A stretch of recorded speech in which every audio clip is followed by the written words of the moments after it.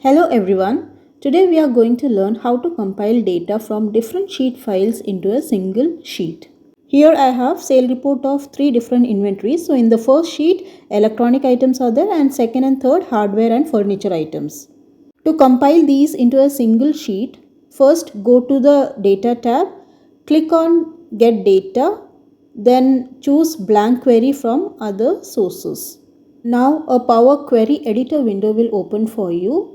Under the editor window, you need to type equal to excel.current workbook bracket open close and then enter.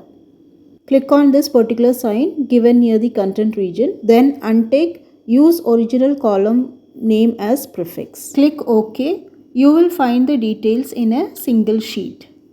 Click close and load to import the combined data into a new worksheet. And here you can see that we have successfully compiled the data from 3 different sheet files into a single sheet.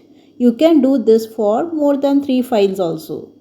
If you found this video helpful and informative, please like, share and subscribe. Thank you for watching.